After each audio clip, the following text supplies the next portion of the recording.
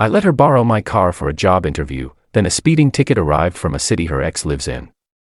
When I confronted her, she said, "I didn't lie. I just didn't tell you everything." I told her to return the car immediately. She didn't. So I reported the car stolen and changed the locks. This morning, she showed up at my door begging me to drop the charges. 23 missed calls so far. Never lend anything you can't afford to lose. Solid advice my grandfather drilled into me since childhood.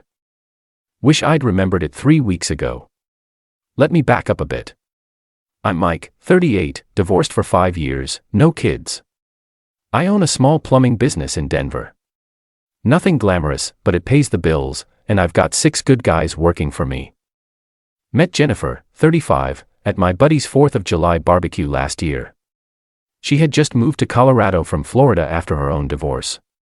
Pretty, smart, worked in pharmaceutical sales. We hit it off immediately. Similar divorce stories, similar interests, similar dark sense of humor. We'd been dating about 8 months when the car situation happened. Nothing super serious yet. We hadn't met each other's families or anything, but it was comfortable. She stayed at my place 2 to 3 nights a week, had her own drawer in my dresser, that kind of thing. Jennifer drove an older Honda Civic that was basically on its last legs. Meanwhile, I have 2 vehicles, my work truck, a Ram 2500 with my company logo on it, and my personal car, a 2020 Audi S5 that I splurged on after signing a big commercial contract last year. The Audi's my weekend toy, basically. 3 weeks ago, Jennifer's Honda finally died. Timing belt snapped and bent the valves. For those who know cars, repairs would cost more than the car was worth. She was upset, but already planning to replace it soon anyway. 2 days later, she mentioned a big job interview with a pharmaceutical company that could mean a significant pay bump. Only problem, the interview was at their office in Boulder, about 30 miles from Denver, and she had no car. "Could I possibly borrow your Audi for the day?" she asked. "The interview's at 10, and I'll be back by early afternoon. I'll fill up the tank before I return it." I hesitated. I'm not precious about my car, but I don't typically lend it out either. But this was Jennifer, and it was for a job interview. Important stuff. "Sure," I said, "just be careful with it, and let me know how the interview goes." I handed her the keys that Thursday morning. She was dressed sharply in a business suit, looking professional and grateful. She gave me a quick kiss and promised to be back by 3 p.m. at the latest. Around 2:30, she texted that the interview went great and she was on her way back. She returned the car around 3:15, keys in hand, smiling. "Thank you so much," she said. They seemed really impressed. I should hear back within a week. Everything seemed normal. She'd filled the tank as promised, and the car was in the same condition I'd lent it to her. No harm, no foul. Until a week later when I received an envelope from the Colorado Department of Transportation. Inside was a speeding ticket from one of those automated cameras. Apparently, the Audi had been caught going 58 in a 45 zone on the day Jennifer had borrowed it. The weird thing. The ticket wasn't from Boulder. It was from Fort Collins, a city about 65 miles north of Denver, in the complete opposite direction from Boulder. The time stamp showed 12:47 p.m., right when Jennifer should have been in her interview. I knew Fort Collins was where her ex-husband had moved after their divorce. She'd mentioned it a few times, usually adding that she was glad to be far away from that mess. I texted her a photo of the ticket. "Any explanation for this?" Her response came quickly. "Oh, crap. I can pay that. So sorry." No explanation. I called her. "Jennifer, this ticket is from Fort Collins. Your interview was in Boulder. Those are in opposite directions." Silence for a moment. "Then can we talk about this in person? I'm heading to your place now." 20 later, we were sitting at my kitchen table. The ticket between us. I had the interview in Boulder. Like I said, she began. It ended early, around 11:30. I knew they were moving on to the next round of candidates right away, and I had a few hours before I needed to return your car. So I drove up to Fort Collins. "To see your ex?" I asked. She sighed. Not exactly. After my divorce, my ex kept some things of mine. Family photos, some jewelry my grandmother left me, just stuff I couldn't replace. He's been difficult about returning them. I found out recently he moved to a new apartment, and I thought maybe I could just stop by and ask one more time while I was somewhat in the area. Did he give you your stuff back? No. He wasn't even home. I just wasted the trip and got a speeding ticket for my trouble.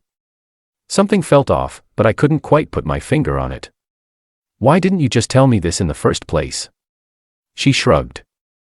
I didn't want you to think I was still hung up on my ex or that I abused your trust by taking your car somewhere else. I didn't lie about the interview. That absolutely happened. I just didn't tell you everything. I sat with that for a minute. You didn't lie. You just didn't tell me everything.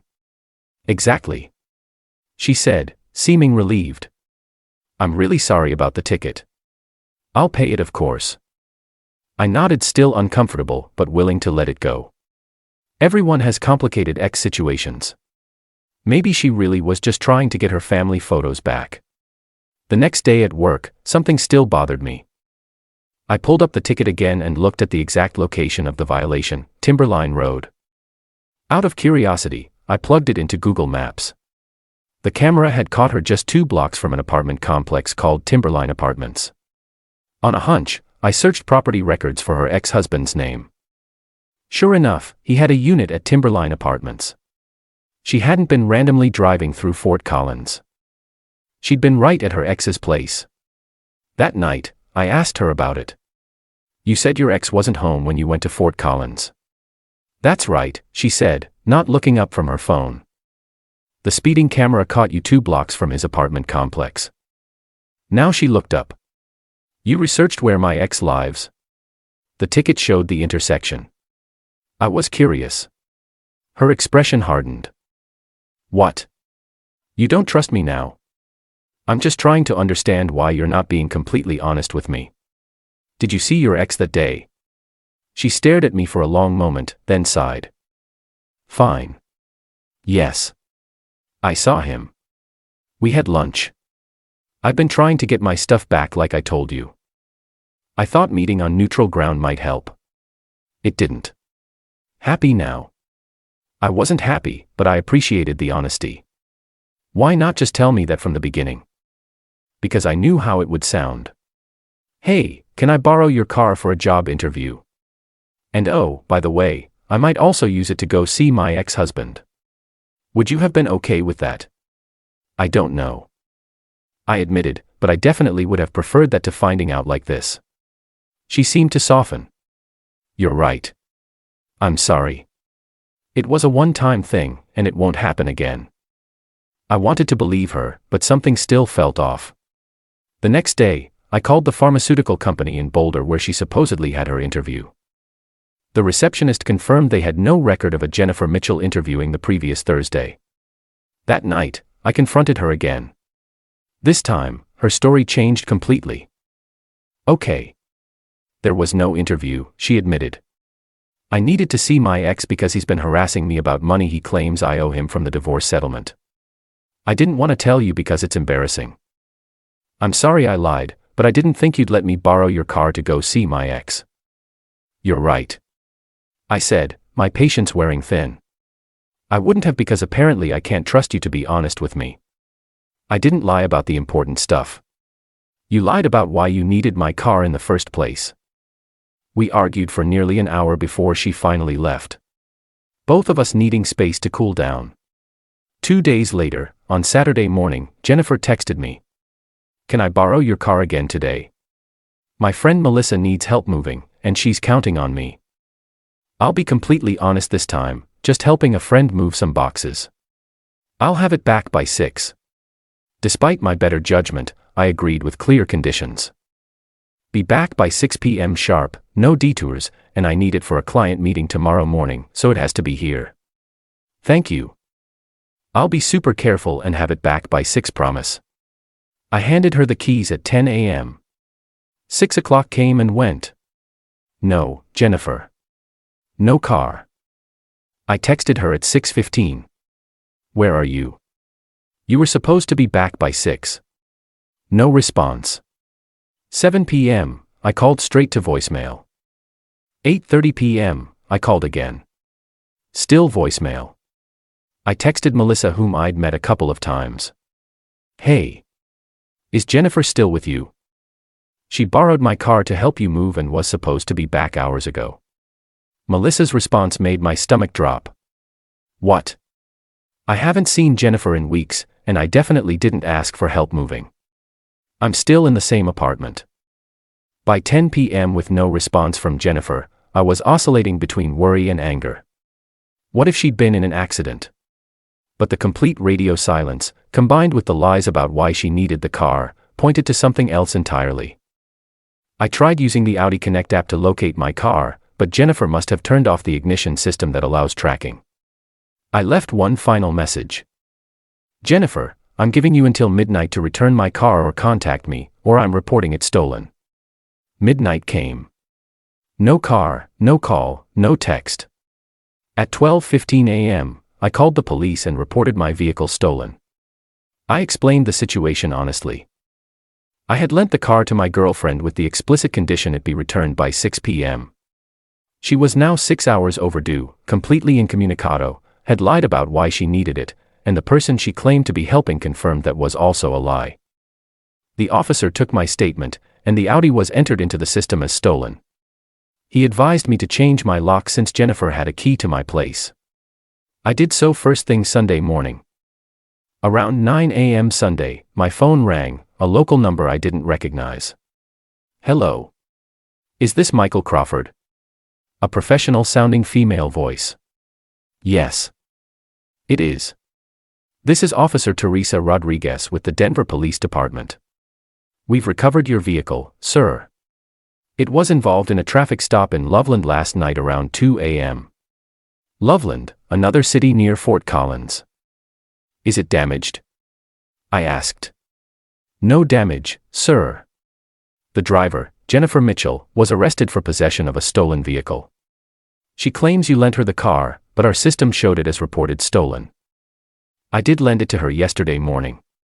She was supposed to return it by 6 p.m. and never did. I tried contacting her repeatedly before reporting it stolen at midnight. The officer confirmed they were holding my car at the Loveland impound lot and that I could retrieve it with proper identification. She also mentioned that Jennifer had been released on bail that morning. As I was getting ready to drive to Loveland, borrowing my employee's truck, my doorbell rang. There was Jennifer, looking like she hadn't slept, mascara smudged down her cheeks. How could you report me to the police? She shouted. I was arrested. Do you have any idea how humiliating that was? You took my car, lied about why you needed it, didn't return it when promised, and went completely silent. What was I supposed to think? I fell asleep at my friend's house. My phone died. These things happen. What friend? Jennifer? Melissa said she hasn't seen you in weeks. She faltered just for a second. A different friend. You don't know her in Loveland, near Fort Collins, near your ex. Why are you so obsessed with my ex? She deflected. I'm not.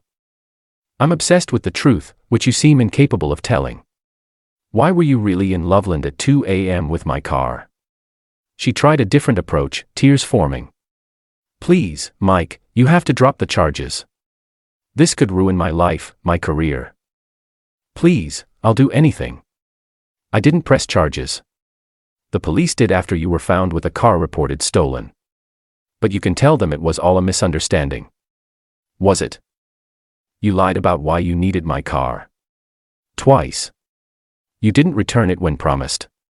You ignored my calls and texts. You violated my trust in every possible way. She wiped her eyes. I messed up. I know that, but I don't deserve to have my life destroyed over a miscommunication. It wasn't a miscommunication. It was a series of deliberate lies. She left eventually, promising this wasn't over. Since then, I've had 23 missed calls from various numbers. Her cell, her work line, numbers I don't recognize. I've also gotten texts from her friends calling me heartless and cruel for setting her up to be arrested. I spoke with the DA's office yesterday. They're proceeding with charges of unauthorized use of a vehicle, a Class 2 misdemeanor in Colorado. Not grand theft auto since I initially gave her permission to use the car, but still serious. They asked if I would testify if necessary. I said, yes. My Audi is back in my garage. Locks are changed. I'm considering getting cameras for the house. I know some people will think I overreacted, but from where I sit, she stole my car after lying about why she needed it, where she was taking it, and who she was with. If I can't trust someone with my car, how can I trust them with anything else? Edit: for those asking about the law here, yes, it's still considered unauthorized use even though I initially gave permission. The permission had clear conditions, returned by 6 p.m., which she violated, and I made reasonable attempts to contact her before reporting it stolen. The Denver PD confirmed I handled it correctly. Edit 2. Some of you have asked what I think she was really doing with my car. Based on what I've pieced together and some mutual friends, it seems her ex is trying to get back together with her, and she's been going back and forth between Denver and Fort Collins pretty regularly. Why she couldn't just tell me that? I'll never know. Ed. 3. To the people saying I'm ruining her life over borrowing a car. She had 6 hours to respond to my texts and calls before I reported it. I gave her every opportunity to return the car or at least communicate with me. Actions have consequences.